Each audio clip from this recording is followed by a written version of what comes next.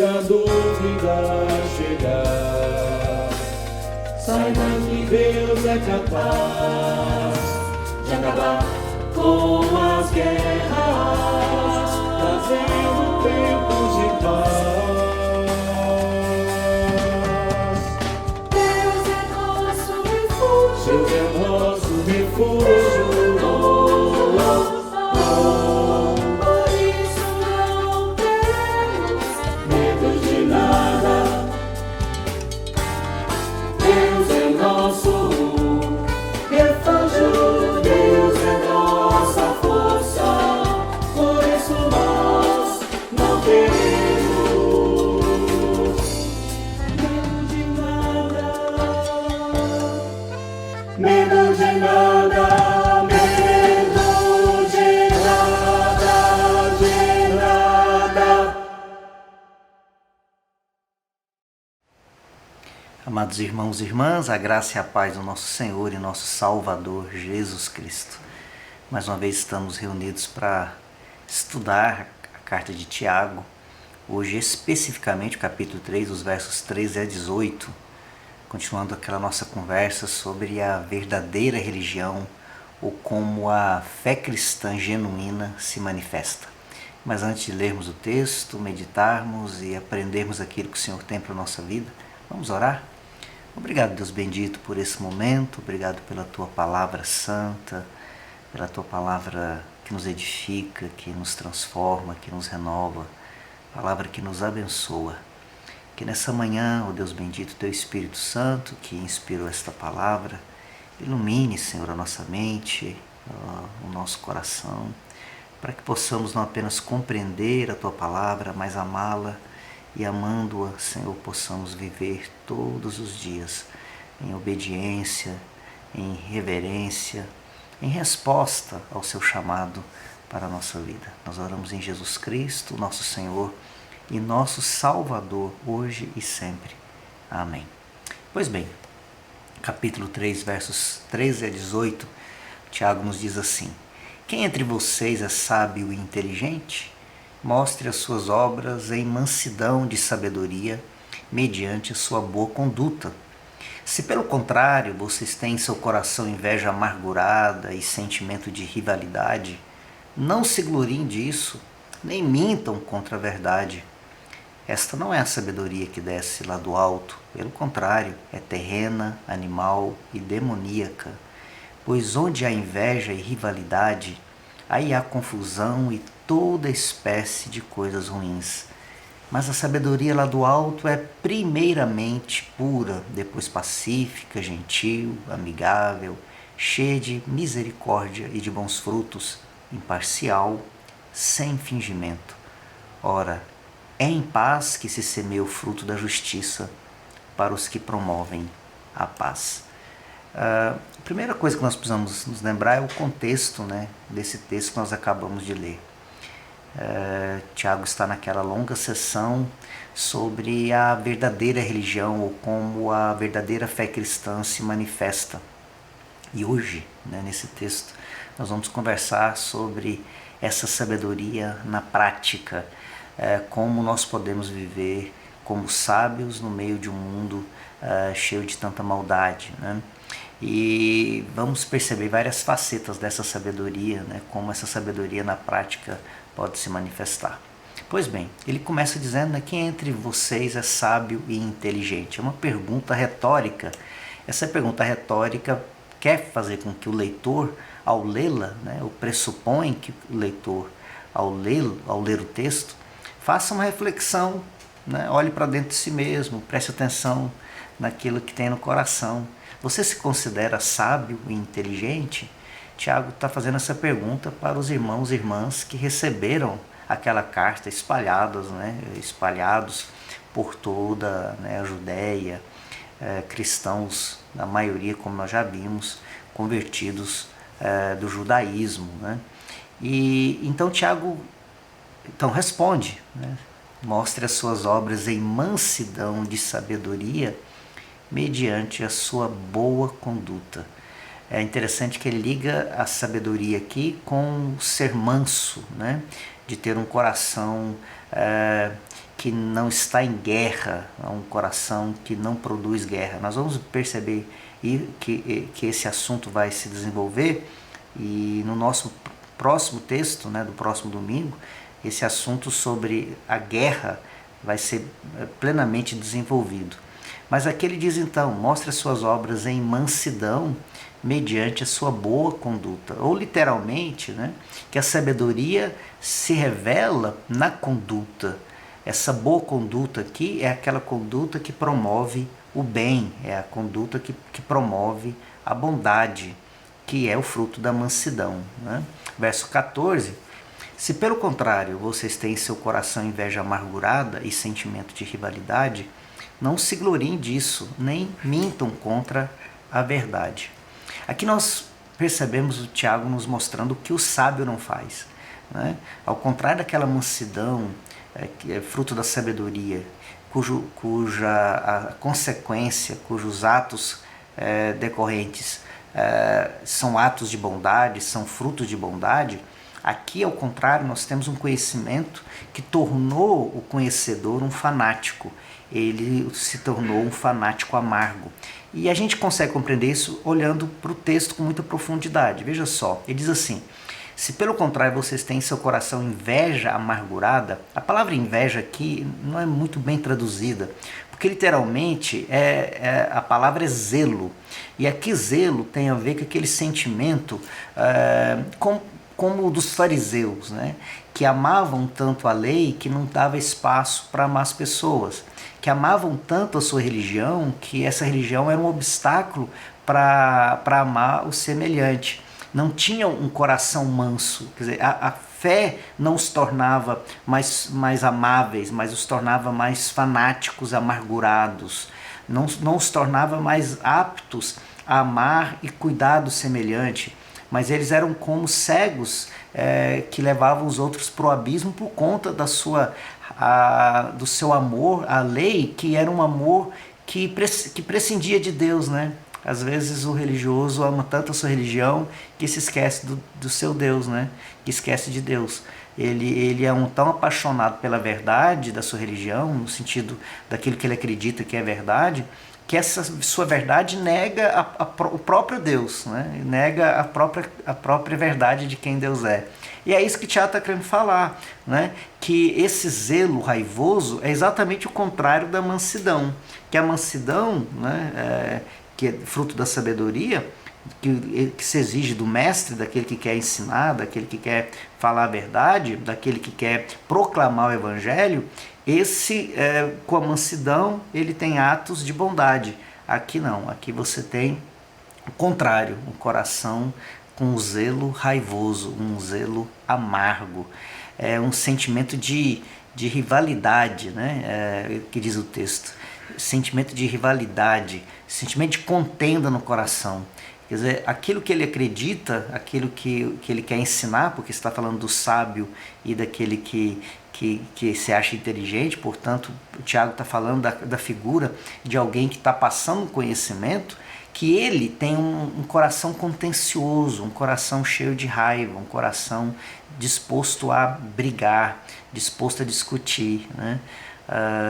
E aí ele diz, não se gloriem disso, não seja arrogante, né? No finalzinho do texto, não mintam, né? Não se gloriem disso, nem mintam contra a verdade. Não sejam arrogantes, tendo esse comportamento presunçoso, né? Em que o seu conhecimento faz com que você ame tanto o seu conhecimento que é incapaz de deixar a amargura de lado, né? Te torna amargo, te torna um zelo raivoso e cheio de contenda, cheio de rivalidade. E ele diz então que tudo isso é mentir contra a verdade, né? Literalmente negar na prática o ensino que pretende mostrar ser verdadeiro. Então essa sabedoria que não é sabedoria provoca isso. Acaba que ao passar um conhecimento com esse coração raivoso, cheio de rivalidade, cheio de contenda e cheio de petulância, né? Cheio de arrogância, o que ele faz? Na prática nega a própria verdade, na prática nega aquilo que é verdadeiro. Aquilo que ele considera como verdade nega aquilo que é verdadeiro. Veja que Tiago faz um trocadilho para falar desse absurdo que acontece com o religioso que acha que sabe, que acha que é inteligente, mas ele tem tanto um coração tão cheio de rivalidade, tão cheio de contenda, e que é tão soberbo, tão arrogante, que ele, ao fazer isso, nega a própria verdade que ele diz pregar, né? Como diz William Barclay, uma das coisas mais difíceis é discutir sem apaixonar-se e enfrentar os argumentos sem ferir. Estar plenamente convencido de suas próprias crenças, sem ser por isso agressivo para com os que sustentam outra posição. Não é coisa fácil. O apóstolo Paulo havia dito isso em Colossenses capítulo 4, versos 5 e 6, né? Sejam sábios no modo de agir com os que são de fora e aproveitem bem o tempo. Que a palavra dita por vocês seja sempre agradável, temperada com sal, para que saibam como devem responder a cada um. Filipenses 4:5, a vossa mansidão seja conhecida de todos os homens. Veja que tanto o texto de Colossenses como Filipenses, bem como o comentário do Barclay, falam exatamente da essência do que Tiago está nos mostrando, né? Que esse agir com ira, esse agir com zelo, em que a verdade está acima do amor, né? Que a verdade está acima do cuidado com o outro, de que essa verdade provoca arrogância, petulância, isso não é o que o cristão deve fazer. Paulo fala que nós devemos fazer isso de maneira agradável, uma palavra temperada com sal, né? Não nem salgada demais, nem sonsa, né? Igualmente, o apóstolo Paulo fala aos Filipenses que a nossa mansidão deve ser conhecida de todas as pessoas. Mansidão que não tem nada a ver com esse senso, né, de fracassado, mas significa exatamente o contrário, né? Que a mansidão é o poder do autocontrole, né? É o poder do domínio próprio, é o poder que nós temos pela ação do Espírito Santo. Não é a mansidão sinônimo de fracasso e de menos força, pelo contrário. É exatamente a presença do poder de Deus na nossa vida, que faz com que a gente exerça domínio próprio, né? Verso 15. Esta não é a sabedoria que desce lá do alto, pelo contrário, é terrena, animal e demoníaca, pois onde há inveja e rivalidade, aí há confusão e toda espécie de coisas ruins. Tiago aponta a origem desse tipo de comportamento, né? Esse comportamento raivoso, esse comportamento com o coração cheio de contenda, esse coração cheio de rivalidade, esse zelo amargo, né? Ele diz que essa sabedoria não é lá do alto. Ele já começa dizendo que esse tipo de comportamento não é a sabedoria que desce lá do alto. Primeiro, ele já define que a verdadeira sabedoria desce lá do alto, uma referência que ela vem de Deus, que ela é fruto da graça de Deus, que ela é uma dádiva de Deus. Ao contrário, essa sabedoria que é raivosa, que é cheia de contenda, produz arrogante, não é sabedoria. Pelo contrário, diz ele, é terrena, animal e demoníaca. Se por um lado ele diz que a verdadeira sabedoria desce do alto, como dizendo vem do céu, vem da graça de Deus, vem da dádiva de Deus, essa outra é terrena, no sentido de corrompida pelo pecado, de manchada pelo pecado, de corrompida pela iniquidade humana. E ela não é humana, ela é animal, no sentido de ser animalesca, de ser selvagem, de ser brutal, né, de ser violenta. E é demoníaca. Ele vai crescendo, né? Que ela é da terra, ela é animal, é violenta, é agressiva, ela é pior, ela é demoníaca. Ela literalmente faz aquilo que agrada aos demônios, né? Que tem o mesmo ímpeto dos demônios. É muito forte, porque Tiago está condenando então exatamente aqueles que eram mestres ou aqueles que proclamavam, às vezes até dentro da própria igreja, queriam dividir os irmãos com um conceito de um verdadeiro cristianismo, de que isso é o verdadeiro, isso é o correto, isso é o certo, né? Tiago está escrevendo um momento em que haviam vários profetas que caminhavam nas igrejas pregando que o cristianismo não era bem aquilo, era aquilo outro, né? E Tiago está alertando para isso, que esses que chegavam com esse sentimento de rivalidade, de contenda, provocando discórdia, provocando intriga, com esse zelo amargo, o Tiago diz, olha, Isso não é sabedoria que vem do alto, é sabedoria terrena, essa sabedoria não é a sabedoria que dá dádiva de Deus, é animal, ela é agressiva, ela é demoníaca. O verso 16: pois onde há inveja e rivalidade, aí há confusão e toda espécie de coisas ruins. Gosto como William Barclay comenta esse texto. Tiago descreve esta arrogante e ressentida sabedoria quanto a seus efeitos. O mais destacado é que termina em desordem. Quer dizer que em vez de unir as pessoas, ela as separa. Em lugar de produzir paz, produz contenda. Em lugar de produzir companheirismo, produz conflito nas relações pessoais. Onde há inveja e rivalidade, aí há confusão e toda espécie de coisas ruins. Ao contrário de produzir comunhão, produzir companheirismo, produzir paz entre as pessoas, unidade, produzir fervor, né, do coração, dos corações no mesmo propósito. Ao contrário, produz um conflito nas relações interpessoais, produz todo tipo de coisa ruim. Conforme diz o Fritz Greensweg, a sabedoria de baixo não torna o ser humano pequeno, mas grande, não manso, mas exigente e violento, não humilde e dócil, mas orgulhoso, não livre de si mesmo, mas egoísta. Verso 17. Mas a sabedoria lá do alto é primeiramente pura, depois pacífica, gentil, amigável, cheia de misericórdia e de bons frutos, imparcial, sem fingimento. Esse é um texto para a gente decorar, né? Literalmente decorar, lá do latim decore, colocar no coração, e não apenas decorar, colocar no coração, mas viver. É um texto lindíssimo, né? É um texto que não apenas poeticamente lindo, mas é um texto que fala o nosso coração, né? Que aqueles que se parecem com Jesus devem ser assim. Que aqueles que amam ao Deus do amor, da graça, do perdão, da misericórdia, da justiça, da equidade, eles devem agir assim. Eles devem se parecer com isso, né? Essa sabedoria que aponta para Jesus. Nós lemos o texto e nos lembramos de Jesus.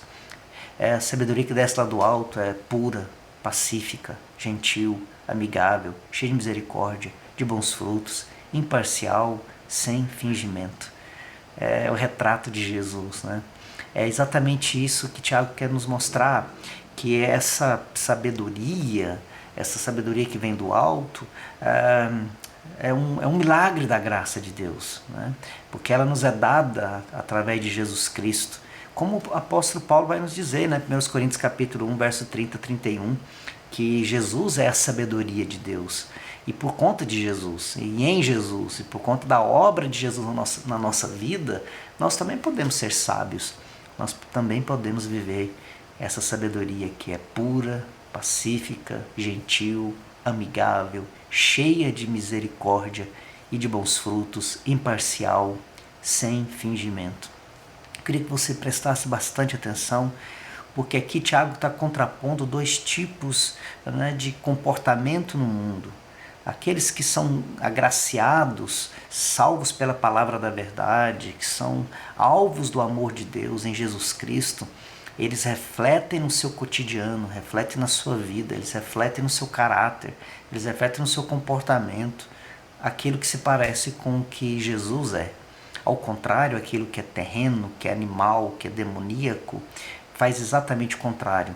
É a violência, é a arrogância, são as divisões, é a parcialidade, é o fingimento, né? Aqui não. Aqui há uma ação que reflete aquilo que Jesus é, né? Que reflete aquilo que Jesus é, aquilo que Jesus fez, e reflete como é o nosso chamado para viver como cristãos nesse mundo. Verso 18. Ora, é em paz que se semeia o fruto da justiça para os que promovem a paz. Ao contrário do zelo amargo, o fruto da justiça é semeado em paz pelos que amam a paz, e por isso eles a promovem. Não se colhe paz senão semeando paz. Não se colhe amor senão semeando amor. Não se semeia justiça sendo injusto. O Tiago termina o texto para mostrar que há uma consequência clara desse entendimento. Que aqueles que são proclamadores da paz são pacificadores. Eles semeiam o fruto da justiça, porque somente semeando o fruto da justiça se pode colher justiça.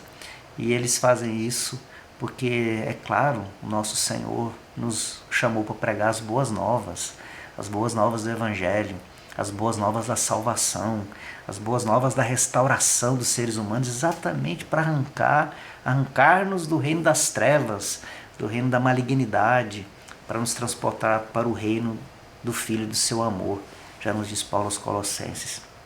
Esse chamado, então, né, dos sábios em Cristo, dessa sabedoria que é colocada em prática, dessa sabedoria que é vivida no cotidiano, é que nos faz ser os sábios e inteligentes, porque agraciados pelo amor de Deus, se parecem com Jesus e proclamam esse Evangelho no dia a dia, na maneira como vivem, na maneira como se comportam, na maneira como lidam com as coisas à sua volta, porque eles são semeadores da paz. Eles são semeadores da paz porque eles são pacificados. Eles têm paz com Deus, eles têm paz com os outros e eles celebram essa paz, proclamando essa paz para formar mais e mais homens e mulheres que sejam também pacificadores. Que palavra maravilhosa, que palavra desafiadora para a nossa vida. Vamos pensar o que esse texto nos diz? Primeiro, Tiago contrapõe a sabedoria deste mundo com a sabedoria que vem de Deus. O texto nos aponta o que é esta sabedoria de Deus e o que não é. Qual tipo de sabedoria tem marcado a nossa vida? Diante desse texto não há como não nos perguntarmos. Primeiro, lembrarmos da primeira pergunta retórica lá do versículo 13. Quem entre nós, ou quem entre vós, se considera sábio e inteligente? Qual é o nosso conceito de sabedoria e inteligência nesse tempo? Como nós olhamos para nós mesmos e percebemos na nossa vida, né, essa sabedoria na prática?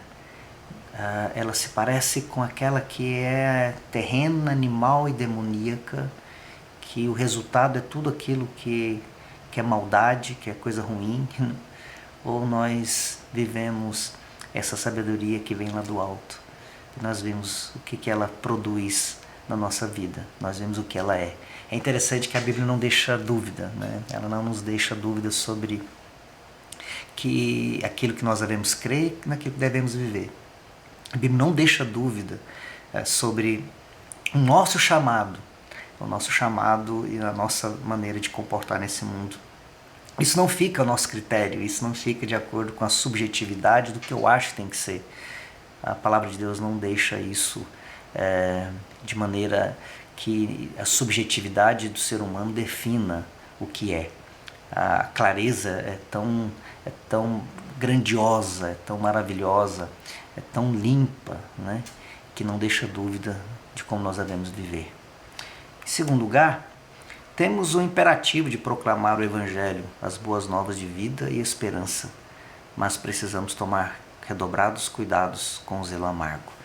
É algo que o texto de Tiago nos alerta com muita profundidade, que há uma diferença entre o amor, a verdade, e esse zelo que torna as pessoas amargas. Quando o apóstolo Paulo escreveu aos Efésios capítulo 4, ele fala-nos que nós devemos crescer na verdade em amor. Eu gosto muito dessa expressão, a verdade em amor. Quando nós temos a verdade sem amor, há esse resultado, né, de um zelo amargo, de todo tipo de fanatismo que não consegue expressar amor. É todo fanatismo que não ama. O amor sem verdade também não funciona, porque é bonachão, porque é só emoção. Na verdade, quando o apóstolo Paulo escreve Efésios capítulo 4, falando desse nosso crescimento da verdade em amor, nos alerta para o fato de que nós não podemos prescindir de que a verdade e o amor devem caminhar juntos. Mas essa verdade não nos torna odiosos e nem rancorosos e nem amargos.